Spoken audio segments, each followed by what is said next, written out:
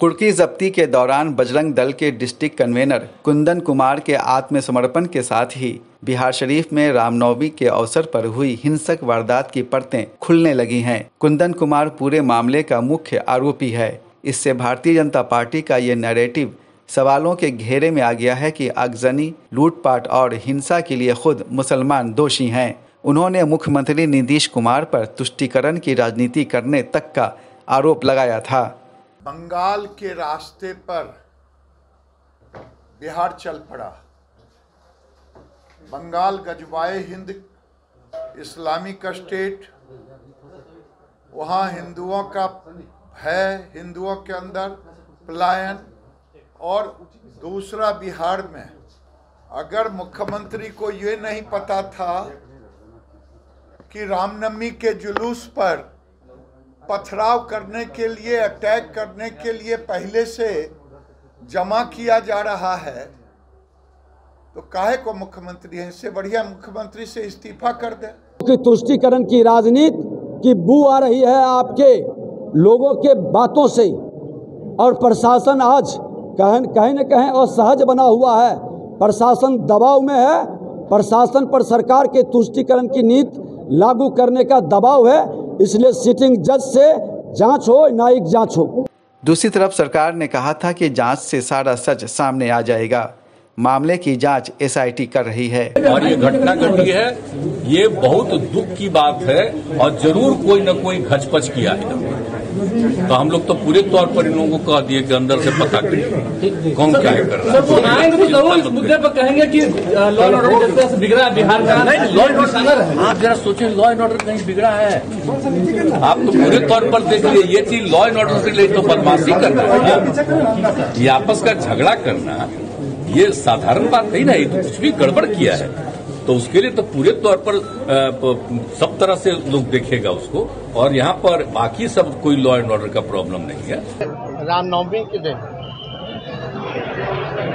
लगभग 118 जगह जो शोभा यात्रा और जुलूस जो है निकाली गई। हर जगह शांतिपूर्ण ढंग से शोभा यात्रा जो है निकाली गई।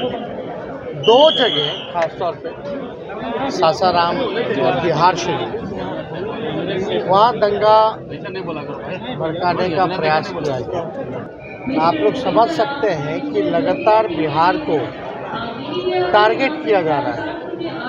पहले बिहार को चेन्नई मतलब तमिलनाडु के लोगों से लड़ाने का प्रयास किया गया। जब उसमें असफलता ये लोग पाए तो यहाँ दंगा फसाद जो है वो कराने का प्रयास किया गया। इसको लेकर के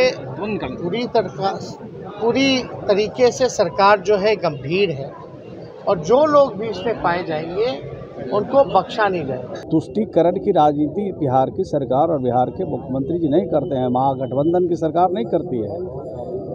महागठबंधन की सरकार का जो सबसे प्रायोरिटी है कानून का राज स्थापित करना, न्याय के साथ विकास का काम करना, लोगों के आपस में मिल्लत, प्रेम, भाईचारा पैदा करना, ये हम लोग की। भाजपा के लोग तो आकर के अखबार में, टेलीविज़न में बयान दे कर के ये सिद्ध करना चाहते हैं कि हम बिहार की समस्या के लिए बहुत चिंतित हैं। इस बीच बिहार लोक संवाद की टीम ने बिहार शरीफ का दौरा किया और हिंसा पीड़ित लोगों से मुलाकात करके हालात को समझने की कोशिश की। मैं अभी बिहार शरीफ में हूं और यहाँ ये जो आप मंज़र देख रहे हैं, ये मदरसा अजीज़िया का है। ये वही मदरसा है जो अपने क़याम का 100 साल अगले साल मनाने जा रहा था। हमारे साथ अभी मदरसा के इंचार्ज प्रिंसिपल मोहम्मद शाकिर कासमी साहब हैं। हम इनसे बात करते हैं कि क्या हुआ था और कैसे कैसे हुआ था। वो तारीख़ी मदरसा कि जिसको सुगरा वक्फ स्टेट ने, यानी वाक़फ़ा बीबी सुगरा मरहुमा ने 1910 में कायम किया था, और बिहार स्टेट मदरसा एजुकेशन बोर्ड पटना ने 1930 में इसको मंजूरी दी थी। मैंने ये जब देखा तो वो तारीख़ी लाइब्रेरी जिसमें बेशकीमती नायाब किताबें थीं, 18 किताबों में 18 अलमारियों में वो किताबें रखी हुई थीं, जिसकी तादाद तकरीबन 4500 थी, जिसमें 300 कुरान करीम के नुस्खे थे। बेशुमार फ़नून और निसाब की किताबें, दीगर दरसी किताबें, इसमें कुछ मखतूतात भी थे? जी मखतूतात भी थी, जो तकरीबन 250 किताबें मखतूतात की थीं, जिन्हें कलमी किताबें, मखतूतात की किताबें कही जाती हैं। ये सब जला करके उन दंगाइयों ने खाक कर दिया और उसके साथ साथ 8 अलमारियों में बेशुमार तलबा और तालिबात के जो दस्तावेज़ात थे, मसलन मार्कशीट, सर्टिफिकेट और इसके अलावा दाखिले रजिस्टर, हाज़िरी रजिस्टर, वो सारे के सारे दस्तावेज़ात और हम असातिज़ा किराम के मुलाजिमीन के जो दस्तावेज़ात थे, मदरसे के इल्हाक़नामे थे, ये सारे के सारे जला करके बिल्कुल खाक कर दिए गए। बल्कि एक तारीख़ को मिटाने की कोशिश की गई है और उस कोशिश में वो दंगाई कामयाब हुए हैं। और सिर्फ़ यही नहीं कि ये किताबें जलाई गई, बल्कि वो आलीशान, वो मज़बूत मुस्तहकम इमारत जो उस वक्त से अब तक अपनी असली शान शौकत के साथ कायम थी, उसको भी मुनहदिम करने की और उसकी हालत को बोसीदा करने की कोशिश की गई है। आग की तपिश इतनी सख्त थी कि उसकी दीवारें भी जगह जगह से दरारें पड़ गई हैं। आप लोगों ने देखा होगा कि प्लास्टर उखड़ गए हैं, पंखे जो थे वो जल करके सुकड़ गए हैं। अब तो बस ये है कि हुकूमत वक्त से और बिहार सरकार से गुजारिश करेंगे कि जल्द अज जल्द इसकी मतलब बाज़ आबादकारी के लिए फिर से इसको अपनी असली शक्ल सूरत में लौटाने के लिए कोशिशें करें। अच्छा, ये बताइए कि इस मदरसे को आग लगाने का क्या मकसद रहा था? आप क्या अंदाज़ा लगाते हैं? तो मैं ये अंदाज़ा लगा सकता हूँ कि समाज दुश्मन अनासिर को तालीम से और मुसलमानों की तरक्की से उन्हें नफ़रत थी। वो ये नहीं चाहते थे कि हमारे कौम के बच्चे तालीम याफ्ता हों और वो तालीम हासिल करके तरक्की कर सकें और देश के शाना बशाना वो पूरे देश की खिदमत कर सकें। उनको पूरे देश से नफ़रत थी। तो ये कितनी देर तक वो आग लगाते रहे, कि कितनी देर लगी? ये मैं तो ये कहूँगा कि आग पूरी रात जलती रही। दस्तावेज़ात इतने थे कि पूरी रात आग जलती रही, उसके बाद भी आग बुझी नहीं थी। इसकी मिसाल मैं ये दूंगा कि जिस तरह से जब बगदाद के कुतुबखाने को आग लगाई गई थी और दरिया बुर्द किया गया था, तो दरिया के पानी स्याह हो गए थे और महीनों तक उसकी स्याही ख़त्म नहीं हुई थी। उसी तरह से इस लाइब्रेरी को जब जलाया गया तो इसकी आग एक रात में बुझी नहीं थी।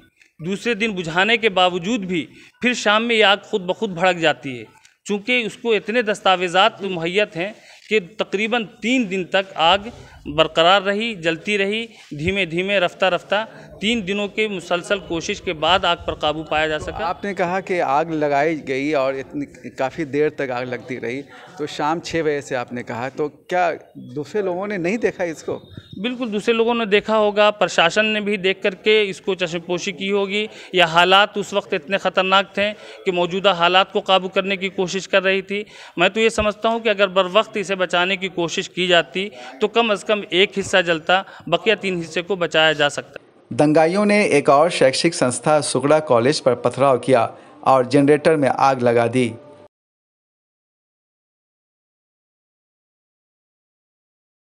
मुरारपुर की शाही मस्जिद, उसके मीनार और मस्जिद परिसर की दुकानों को दंगाइयों ने काफ़ी नुकसान पहुंचाया। 31 तारीख को शर्म कल्याण मैदान से इन लोगों का रामनवमी के नाम पर शोभा यात्रा निकलता है।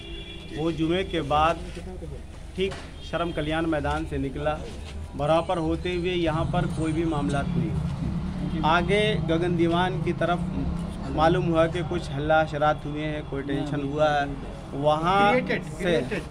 वहाँ से जो क्रिएटेड हुआ, ये तमाम चीज़ें पैदा करने के बाद इस मीनार पर लगभग हज़ारों की तादाद में उन गेटों पर हमला किया और लोग रोड पर से, जो वीडियो वायरल हो रहा, देखा होगा कि भगवा झंडा छोटे मीनार पर और बड़े मीनार पर लहरा दिया गया। मीनार को, छोटे मीनार को, दोनों मीनार को तोड़ दिया गया। एक का तो पूरा गुंबद वगैरह जाली सब तोड़ दिया, एक के जाली अभी कुछ बचे हुए हैं और ऊपर छोटे छोटे मेहराब बने हुए हैं। लगभग 7 से 8 मेहराब है, जिसको प्रशासन ने दूसरे दिन से काम चालू करवाकर प्लास्टर करवा दिया, लेकिन अभी उसमें नक्काशी और वाइट वॉशिंग वगैरह नहीं हुआ है। वो काम प्रशासन के देख रेख में ये लोग काम करवा रहे हैं लीपा पोती करने के लिए। ये पूरा कैंपस के अंदर करीब करीब 3-4 मोटरसाइकिलें और गोडाउन के अंदर 2 मोटरसाइकिलें थी। रॉयल एनफील्ड था और एक पल्सर था, उसका सब्जी का गोडाउन था, उसको जला दिया। बगल में टेलर दुकान था, उसको जला दिया। माने जितनी भी नुकसान करने तो सब मस्जिद के कैंपस के अंदर, और चारों तरफ से आगजनी की जा रही थी, कोई पुरसान हाल नहीं। आप लोग कहाँ थे उस वक्त? मैं यहाँ, ये वजू खाना अगर आए तो दिखाएं, हम यहाँ हम लोग खड़े हुए थे। अच्छा, इस चैनल के पास में था। अच्छा। और मेरे साथ कुछ बच्चे थे जो मेरे पीछे खड़े हुए थे। पथराव वहाँ से चल रहा था, लेकिन हम लोग यहाँ पर से डिफेंस कर रहे थे साहब। अच्छा। पूरा शीशा वज़ूखाने का तोड़ दिया। रात के इधर आए, अंदर आ जाए थोड़े से। अगर रात में प्रशासन ने आकर इसको पूरे को मस्जिद को धुलवाया, पूरी मस्जिद को धुलवा दिया इसको, पूरे पत्थर वगैरह से पूरे एकदम भरा हुआ था। समझ में आई बात। इन तमाम को धोकर लिपा पोती कर दिया। ये वज़ूखाना का अगर आप मेहराब देखें जिसको तोड़ा गया यहाँ मैदानों के अंदर आकर, हम आपको दिखाएं। इसे तोड़कर इस नाबूद कर दिया। देख लीजिए, ये देख लीजिए, ये सब सबको ढेला से तोड़ दिया गया। यहाँ वजू के लिए अफ्तार के लिए पानी का गैलन आता था तरावी के लिए, उन तमाम गैलनों को भी निकालकर टेम्पो को पूरा जला दिया गया। क्या मकसद रहा होगा आप क्या मकसद? अब वो तो मकसद वो जानेंगे ना, जलाने वाले ना जलानेंगे ना। अब मकसद तो वो जानेंगे ना साहब। हम मकसद क्या बता सकते हैं? हम तो ये कह सकते हैं कि हो सकता है कि सरकार का मामला था इसके अंदर। 2024 का इलेक्शन, दो इलेक्शन करीब है। नीतीश कुमार कल बीजेपी के साथ थे, आज साथ नहीं है, तो हो सकता है कि इसका भी खन्नस हो। इसके अलावा क्या कर सकते हैं? तो रामनवमी तो इससे पहले भी गुजरा। 15 साल मेरा तजुर्बा साहब की रामनवमी इधर से गुजरता रहा और बड़े हुस्न खूबी के साथ गुजरा। कभी कोई ऐसा मामला नहीं हुआ। ये किस चीज़ की दुकान है जी? ये हम लोगों का गोडाउन है सर। यहाँ पे हम लोग स्टॉक रखते थे। हमारा होलसेल और रिटेल काउंटर है भराव मोड़ पर, और उसका ये यहाँ पर सर हम लोगों का स्टॉक यहाँ पर रखा करते थे। ये गोदाम है हमारा यहाँ। ये ड्राई फ्रूट्स और खजूर अभी रमज़ान को लेकर करके हमारा सारा स्टॉक 30 रमज़ान तक के लिए आया हुआ था सर। काजू किशमिश मेवा मखाना जितने भी सारी तरह की चीज़ें थी, सब हम लोगों का बहुत पुराना दुकान है सर। 40 साल 35 साल पुरानी दुकान है सर। ठीक है, हम लोग यहाँ पे इसको स्टॉक करके रखते थे। हमारी वो दुकान भी जला दी है बाज़ाब्ता पहचान कर करके। ये मुसलमान की दुकान है, और जब उसको ये पता चला कि मस्जिद के अंदर भी हमारी दुकान है, गोदाम है, स्टॉक करके रखते हैं, तो वो अंदर आया, तोड़ कर करके हमारी सारी चीज़ों को, ये नया हम लोगों ने तामीर करवाया था गोदाम का, गोदाम को पूरा तोड़ दिया। सारे कंस्ट्रक्शन को, इसमें जो भी कंस्ट्रक्शन था सारा चीज़ को डैमेज कर दिया। और फिर ये आपका हमारा डीप फ्रीजर था, अंदर में काजू किशमिश अंजीर बादाम मखाना, ये जितनी भी ड्राई फ्रूट की सारी चीज़ें हम लोग यहाँ पे होलसेल और रिटेल करते थे और इसमें स्टॉक रखते थे। सारी चीज़ों को जला करके पूरा राख कर दिया है सर। ये कितने बजे का वाकया होगा? ये वाकया है सर 31 तारीख असर के बाद का वाकया है सर। हाँ, उस वक्त हम लोग यहाँ पे, हमारी सभी दुकानें बंद थी सर। हम लोगों ने दुकान बंद कर रखा था सर उस दिन को, लेकिन इन लोगों ने जानबूझकर टारगेटेड बायाफ्ता दुकान के शटर को तोड़ कर करके। क्या वजह रही होगी? वजह कुछ भी नहीं है सर, बस उनका अपना एक मंशा था। अगर वजह कुछ रहती सर तो प्री प्लान ऐसे थोड़ी होता है कि पेट्रोल बम रखे रहेंगे ट्रॉली में, उसमें हथियार से लैस रहेंगे सर। प्री प्लान अगर नहीं होगा सर तो झड़प होगा, बहस होगा, आपस में दोनों में बहस होगा, लेकिन कोई बहस नहीं। यहाँ पे सीधे पेट्रोल बम चल रहा है, गोलियों की तड़तड़ाहट हो रही है। ये वही लोग थे जो ट्रॉली से आए थे, जो जुलूस लेकर करके आए थे। यहाँ पे पुलिस से सब डिप्यूट थी कि नहीं जब रैली जा रही थी? यहाँ पे 2 4 5 लोग पुलिस वाले थे गेट पे मस्जिद के। जब भीड़ बेकाबू हुई तो वो लोग भी हट गए और बाकायदा गेट तोड़ कर करके, अंदर मीनार तोड़ कर करके, मस्जिद का जो आगे का जो सरमाया था ऊपर में खूबसूरती के लिए बनाया जाता है, वो सारी चीजों को तोड़ते हुए अंदर घुसा। और अंदर में हमारा 2 बाइक लगा हुआ था, एक बुलेट था और एक पल्सर 220 था, उसको जला दिया सर। उसके बाद फिर सारी चीजें अंदर में जला करके खाक कर दिया, दुकानों को जला दिया। कितना नुकसान हुआ? कितने का नुकसान हुआ हमारा इस गोदाम से? सिर्फ सर इस जो हम लोग जिसमें इसमें स्टॉक रखते हैं सर, 30 से 40 लाख रुपए का नुकसान हुआ है सर। जिसमें आप देखिए, इसको इधर आइए सर, ये पूरा कंस्ट्रक्शन जर्जर हालत में है। ये जड़ करके पूरा बर्बाद हो चुका है सर। ये पूरा गिर करके कहीं से कभी भी पूरा गोदाम गिर सकता है सर। ये पूरा जल करके सीढ़ी 4 पार्ट में टूट करके बढ़ गया है सर, सारा गिर चुका है सर। ये पूरा कभी भी गिर सकता है सर। सारा इलेक्ट्रिक वायरिंग जो भी था यहाँ हमारा, जो भी फॉल सीलिंग वगैरह था, सब कुछ जल के खाक कर दिया। और उसके बाद सबूत मिटाने का काम हुआ है सर, ताकि आप लोग आकर के इन चीजों को देख ना पाए। जो सामान इसके उसके ठीक जिस दिन दंगा हुआ है, रात के 8-9 बजे, अब किनके द्वारा ये किया गया, आ करके सारे सामानों को, जो जला हुआ बुलेट था हमारा, जो जला हुआ माल था यहाँ पे, उसका जो रॉ मटेरियल कच्चा जला हुआ था, बर्तनें थी यहाँ पे, बहुत सारा बिरयानी का चावल हम लोग यहाँ पे रखते थे, सब कुछ जितना था सारा सामान उठा कर करके, उसका मलबा उठा करके ले जा कर करके फेंकवा दिया गया। भराव पर फल मंडी और सुपरमार्केट में भी आग लगा दी गई। ये दुकान के नाम में जेम फूड गियर है जी। मेरे जुमरात के दिन बनकर के दुकान वाली और उसके बाद जुम्मा के दिन देख रहे हैं जो जुलूस के कारण उसमें आए आपको, उसके बाद भगदड़ हुए, उसके बाद हमारे दुकान में पूरा अटैक किया है, लूटे, उसके बाद आपको आग लगा जनी करके निकल गए। बाज़ाब्ता ताला काटा गया है, उसके बाद ताला काटने के बाद फिर और जो है ना तोड़ दिया गया। तोड़ने के बाद सामान लूटा गया, उसको जला दिया गया। जितना सारा सामान था सारा सामान लूट लिया है। दुकान के अंदर मेरा छोटा सा कुरान पाक था, कुरान पाक को भी जला दिया। कौन लोग थे ये लोग, कुछ पता है आप लोगों को? बजरंग दल और विश्व हिंदू परिषद के कुछ लोग थे। दंगाइयों ने हैदर आजम के नाला रोड स्थित डिजिटल दुनिया में तोड़फोड़ मचाई और लाखों रुपए की संपत्ति लूट ली। कहते हैं दुकान का उद्घाटन भाजपा नेता सैयद शाहनवाज हुसैन ने किया था। आजम भारतीय जनता पार्टी से जुड़े हैं। दंगाइयों ने स्पॉटलेस ड्राई क्लीनर में भी आग लगा दी। ये जो है हमारा जो दुकान है यहाँ पर जो है चिन्हित करके इसको जलाया गया और जिस जगह पर झंडा नहीं था वहाँ नहीं चला। ये परफेक्ट है और जानबूझ करके जलाया गया। ये जो अखाड़ा जो उठा था रामनवमी का, जिसकी वजह से ये सब हुआ। ये 31 तारीख का वाक़या है, 5 से 6 बजे का। प्रशासन तो थी, बहुत कम थी। पुलिस बगल में थाना है लेकिन प्रशासन की कमी थी बहुत ज़्यादा। जबकि जान रहे हैं कि ये होना है, कुछ तो रिपोर्ट होगा, थाना का खुफिया डिपार्टमेंट रिपोर्ट देगा कि इसमें जो है कुछ ना कुछ मामला है। तो इसके लिए तो पुलिस फोर्स बढ़ाना चाहिए। जो आज 8 टुकड़ी 9 टुकड़ी जो उतारा गया वो उसी दिन क्यों नहीं उतारा गया। दंगाइयों ने जेडीयू के नालंदा जिला अल्पसंख्यक प्रकोष्ठ के अध्यक्ष सुल्तान अंसारी के सिटी पैलेस मैरिज हॉल में भी आग लगा दी। ईद के बाद के लिए कई लोगों ने मैरिज हॉल में बुकिंग करा रखी थी। 31 जुमा के दिन खबर मिली फ़ोन से हमको 5:30 पौने 6 के दरमियान हो रहा होगा, एक्यूरेट तो उतना समझ नहीं पा कि सर यहाँ पर दंगा हो गया है और लोग सिटी पैलेस पर भी ढेलाबाजी। दूसरा फिर फ़ोन की सिटी पैलेस पर ढेलाबाजी हो रहा है। तो हम बोला तुम अंदर में रहो हिफाजत से और हम ज़्यादा ख़तरा होगा तो हम आकर के ले जाएंगे। और दौड़े हुए जब फिर हम माने सड़क पर पहुँचे हैं, घर यहाँ से कुछ दूरी पर है अंदर में, तो 1-2 पीस कमेटी के लोगों को ज़ख्मी देखा जाते हुए। जब उन लोग को देखा तो फिर हम ड्रेस पहन लिया कि भाई अब तो कपड़ा पहन के जाएंगे, घर में सिविल ड्रेस में रहता है। जब यहाँ पर हम गए तो देखा कि मॉब जब तक अंदर हेला हुआ है, ऊपर आग लगा रहा है, इधर आग लगा रहा है, उधर आग लगा रहा है। कितने लोग? अंदाज 100, 150, 200 होगा और 10,000 का मजमा रोड पर होगा। कौन थे ये लोग? ये किसी को नहीं पहचान पाए। सब गेरुआ गमछा, गेरुआ कपड़ा में था और पूरा प्रोसेशन भी लगभग उसी हुलिया में था। क्या क्या नुकसान हुआ?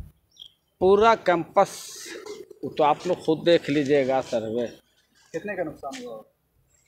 अभी तक तो हम अंदाज लगा रहे हैं कि कम से कम 60 लाख का लगा होगा। उस कितनी देर तक होता रहा? 3 घंटा तक, और 3 घंटे तक एडमिनिस्ट्रेशन को खबर फ़ोन करते रहे, कोई एडमिनिस्ट्रेशन नहीं उठा सका। वजूहात जो भी उनकी मजबूरियां क्या थी अल्लाह मालिक। थाना तो बिल्कुल बगल में है। थाना भी बगल में, और जितना बगल में थाना उतने ही बगल में मोरापुर मस्जिद और मस्जिद के ठीक पीछे मदरसा है। क्या वजह लगता है, क्या मकसद लगता है? कहीं ना कहीं तो प्रशासन है और मकसद नीतीश कुमार की सरकार को डैमेज करना। सुगड़ा कॉलेज से सटे परमिला कम्प्लेक्स में दंगाइयों ने आग लगा दी, जिससे गोदाम में रखे मालो असबाब जलकर खाक हो गए। इसमें हम लोग गोदाम, हम लोग का मार्केट था, गोदाम इसमें था हम लोग का। मेरा किताब का गोदाम है, कापी का गोदाम था, और ये देख रहे हैं पाइप का गोदाम उधर बगल में जो है अथी बिजली का भी गोदाम था। सब दंगाई लोग उस दिन रामनवमी के एक दिन बाद जुलूस निकला था, उसमें उसी में मतलब दंगा हुआ। लगभग 40 साल बाद बिहार शरीफ में एक बार फिर हुई इस हिंसा का सबसे अफसोसनाक पहलू खासगंज में देखने को मिला। बरसों से आमने सामने रह रहे पड़ोसी ने ही प्रोफेसर शकील अंसारी को गोली मार दी। शकील अंसारी PMCH में ज़िंदगी और मौत की जंग लड़ रहे हैं। मेरे शौहर गए नमाज़ पढ़ने के लिए, उधर से आए और जो है कि हजूम यहाँ पर था, वो दस्तक दिए दरवाज़ा पर, वैसे ही एक गोली फायरिंग किया। दूसरा गोली में मेरा आदमी को गोली लग गया। 2 आदमी मारा है, 2 आदमी मिलके मारा है। हाँ पहचानते हैं। वो दिनेश यादव के बेटा है, एक ठो छोटे सौ के बेटा है। अच्छा। हाँ। क्या वजह रही है? कोई वजह नहीं था, बिना गुनाह का मारा है। अभी हाल उनका ब्लड चढ़ रहा है, पानी चढ़ रहा है। मुख्यमंत्री नीतीश कुमार दावत इफ्तार के जरिए आपसी भाईचारे का संदेश दे रहे हैं। उन्होंने कहा है कि हिंसा के दौरान जिन लोगों का नुकसान हुआ है उसका आकलन किया जा रहा है, नुकसान की भरपाई की जाएगी। हिंसा में गुलशन कुमार की मौत हुई है। प्रदेश सरकार मृतक के परिजनों को 5 लाख रुपए मुआवजा के भुगतान का ऐलान पहले ही कर चुकी है। सब लोग लगे हुए हैं दोनों जगहों पर, प्रशासन के लोग अपना काम कर रहे हैं सब से। जहाँ भी नुकसान पहुँचाया गया है उसके लिए भी कुछ किया जाए। यहाँ पर कुछ भी दोनों जगहों पर नुकसान कर दिया तो सब चीज़ों को भी देखा जा रहा है और लोगों के हित में जो करना है उसको भी किया जाएगा। ये सब बात हो गई। हिंसा से निपटने में प्रशासन की नाकामी पर महागठबंधन सरकार के खिलाफ मुसलमानों के एक वर्ग में नाराजगी देखी जा रही है। सोशल मीडिया पर दावत इफ्तार के बायकाट की मुहिम चलाई गई। इमारत शरिया ने बयान जारी कर कहा है कि वो किसी भी सियासी इफ्तार में शामिल नहीं होगी। AIMIM के विधायक अख्तरुल ईमान ने इस पूरे मामले के लिए महागठबंधन सरकार और भाजपा दोनों को कटघरे में खड़ा किया है। मुझको ऐसा लगता है चुनाव के दिन करीब होते जा रहे हैं तो एक साजिश की जा रही है और टारगेट किया जा रहा है माइनॉरिटीज को, और इसमें दोनों का भला है। एनडीए का भी भला है, महागठबंधन का भी भला है। एनडीए का भला इसलिए है कि मुसलमानों को प्रैक्टिकल डेट बनाकर, माइनॉरिटी के लोगों को निशाना बनाकर इनके घर लूटे जाएं, इनके खिलाफ मजहबी नारे लगाए जाएं, इनके मजहबी इबादत खानों को तोड़ा जाए और उसके दरमियान में डर और खौफ पैदा किया जाए, जिससे जो हिंदू कॉमनल वोट है वो ताकि मुत्तहिद हो जाए, उनकी सियासी रोटी पक जाए। और दूसरी तरफ बिहार की गठबंधन की हुकूमत ने ढील इसलिए दे रखी है कि अकलियत के लोग ताकि डर के मारे में मेरे झोली में आ जाए। इस बीच कई मुस्लिम धार्मिक सामाजिक संगठनों ने बिहार शरीफ के हिंसा प्रभावित लोगों से मिलकर हालात का जायजा लिया।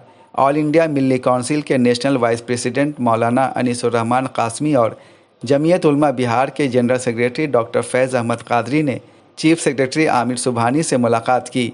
दोनों ने चीफ सेक्रेटरी को ज्ञापन सौंपकर सभी धर्मों के जुलूस में हथियार के प्रदर्शन पर रोक लगाने की मांग की।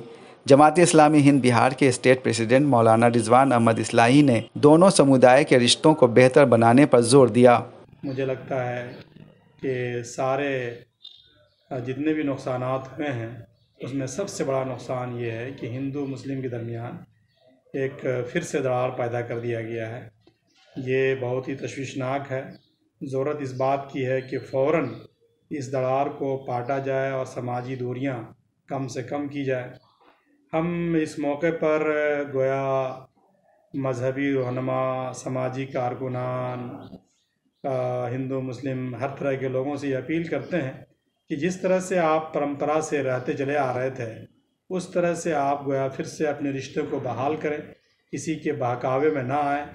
ये जो बहकावे में जो लोग आकर के आपसी रिश्तों को तोड़ रहे हैं, माहौल को ख़राब कर रहे हैं, ये किसी तरह से मुल्क के लिए, आवाम के लिए, समाज के लिए कहीं से भी ये मुफीद नहीं है। इसी तरह से मुझे सरकार से भी मुतालबा है कि पूरे वाक़या का गैर जानिबदाराना जांच कराई जाए और जो लोग भी उसमें कसूरवार पाए जा रहे हैं उसको सख्त से सख्त सज़ा दी जाए। जो माली नुकसानात हुए हैं बड़े पैमाने पर उसका फ़ौरन सरकार जो है उसकी भरपाई करे, उसका मुआवजा दे। जो बेकसूर लोग गिरफ़्तार हो गए हैं चाहे वो जिस फ़िरक़े से भी हो, मेरा मुतालबा ये है कि उन बेकसूरों की जांच करा करके फ़ौरन उनकी रिहाई की जाए।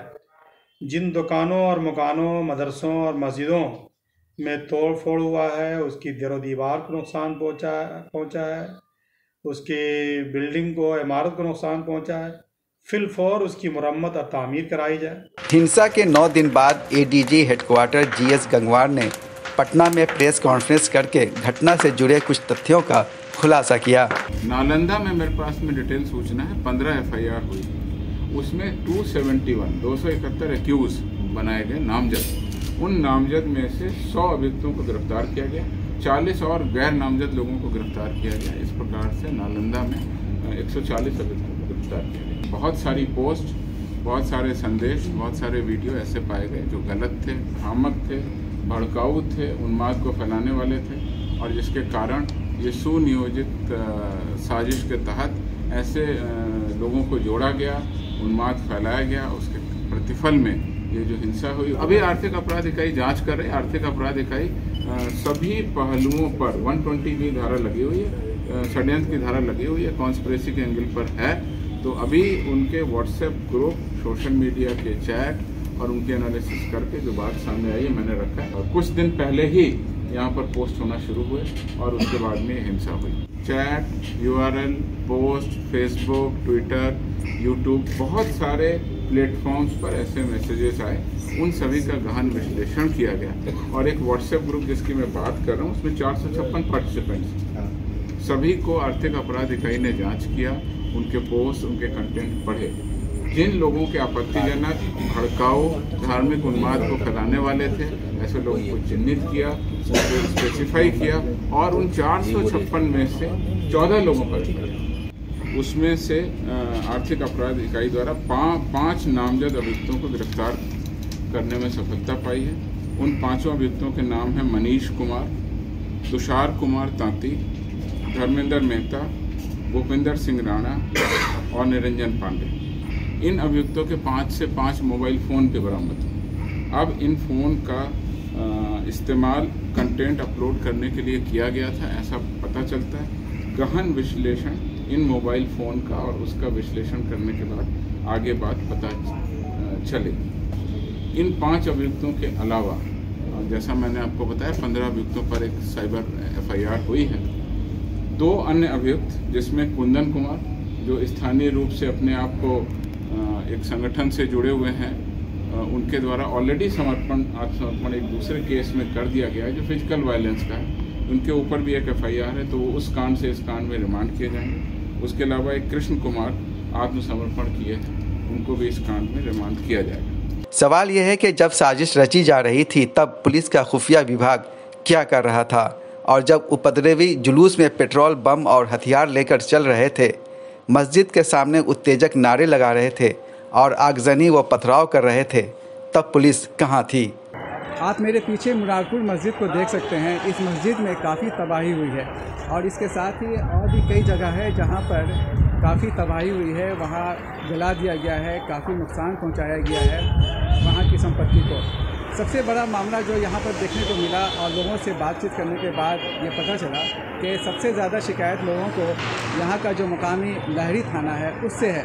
लोगों ने बताया कि बस पास में ही 2 कदम की दूरी पर थाना है, लेकिन दंगा होता रहा, नुकसान पहुँचाया गया, आगजनी होती रही, लेकिन थाने वाले नहीं आए। तो सबसे बड़ा सवाल यहाँ थाने पर आता है, मुकामी थाने पर आता है और पुलिस प्रशासन पर आता है। जैसा कि सबको पता था कि जुलूस निकलने वाला है, पुलिस को चाहिए था, प्रशासन को चाहिए था कि वो पहले से इंतज़ाम करता। हमसे पुलिस वालों ने ऑफ द रिकॉर्ड कहा कि चूँकि दंगाई बड़ी संख्या में थे इसलिए पुलिस जो है उनका सामना नहीं कर पाई, बल्कि एक तरह से पुलिस ने राह फरार अख्तियार कर लिया। ये पुलिस के रोल पर सबसे बड़ा सवाल है। सरकार को अब ये चाहिए कि जिन लोगों का नुकसान है वो उसकी भरपाई करे और आगे इस तरह का कोई वाक़या ना हो, इसके लिए पहले से उपाय करके रखना चाहिए ताकि लोगों का पुलिस और प्रशासन पर भरोसा बना रहे। कैमरा पर्सन खालिद अनवर के साथ मैं सैयद जावेद हसन, बिहार लोक संवाद, बिहार शरीफ, नालंदा।